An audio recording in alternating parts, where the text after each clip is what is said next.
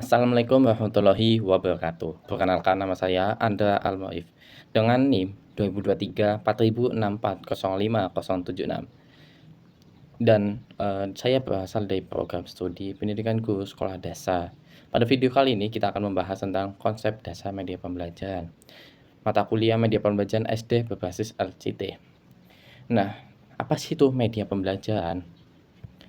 Media pembelajaran adalah alat atau sarana yang digunakan dalam proses belajar mengajar untuk memfasilitasi komunikasi dan pemahaman antara pengajar dan peserta didik.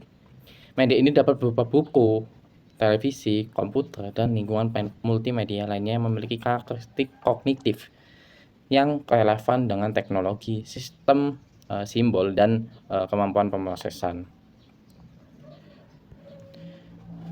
Dalam melakukan suatu komunikasi atau model komunikasi diperlukan dua hal yang penting, yaitu adanya sender dan receiver. Sender sebagai pemateri atau penyalur ilmu atau sering disebut dengan encoding. Dan yang selanjutnya itu receiver sebagai penerima ilmu tersebut.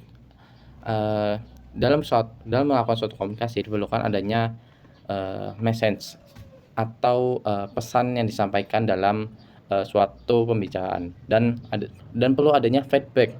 Dalam melakukan suatu komunikasi sering terjadi adanya noise. Noise itu adalah suatu halangan atau suatu hambatan dalam melakukan suatu komunikasi.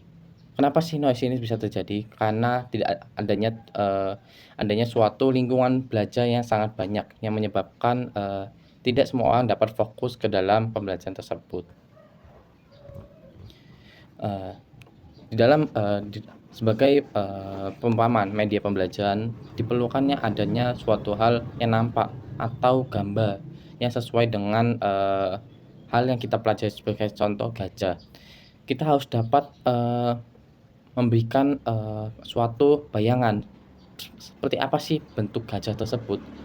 Tidak bisa kita hanya dapat menceritakan bentuk-bentuk gajah tersebut, karena peserta didik tidak mampu untuk dapat membayangkan apa yang kita pikirkan. Jadi kita sebagai pengajar perlu adanya suatu bentuk yang pasti seperti gambar, video, dan sebagainya. Tujuan pemanfaatan media pembelajaran yang pertama itu memperjelas penyajian pesan agar tidak terlalu bersifat verbalitas, sehingga mempermudah peserta didik dalam memahami pesan yang disampaikan. Kedua itu mengatasi keterbatasan ruang waktu, daya indera. Ketiga itu menarik minat perhatian peserta didik dalam proses pembelajaran. Yang selanjutnya itu menimbulkan gairah belajar peserta didik. Yang kelima itu memungkinkan terjadinya interaksi yang lebih langsung antara anak didik dengan lingkungan dan kenyataan.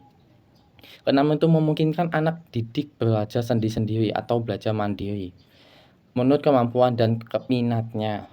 Yang ketujuh itu mempersamakan pengalaman atau persepsi antara peserta didik dalam menerima pesan tersebut.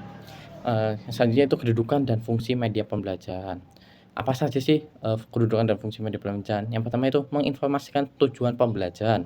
Yang kedua itu memotivasi peserta didik. Yang ketiga itu menyajikan informasi. Yang keempat menstimulasi diskusi dan interaksi peserta didik. Selanjutnya itu mengarahkan aktivitas belajar peserta didik.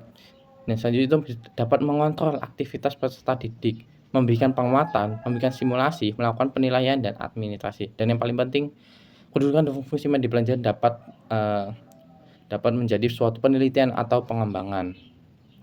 Dan selanjutnya itu saya akan menjelaskan tentang 9 event of interaction. Gain intention. Gain intention yaitu suatu langkah peristiwa pembelajaran yang terdiri dari 9 langkah, yaitu menarik perhatian atau gain attention. Yang kedua itu memberitahukan tujuan pembelajaran kepada peserta didik. Yang ketiga itu merangsang ingatan pada prasyarat belajar. Keempat, menyajikan bahan perangsang. Kelima, memberikan bimbingan belajar. Dan keenam itu mendorong untuk kerja atau melakukan suatu tindakan. Dan ketujuh itu memberikan balikan informatif. Dan 8 itu menilai untuk kerja. Dan 9 itu meningkatkan retensi dan alih belajar. Mungkin hanya itu yang dapat saya sampaikan. Akhirul kalam, wabillahi taufiq wal hidayah. Wassalamualaikum warahmatullahi wabarakatuh.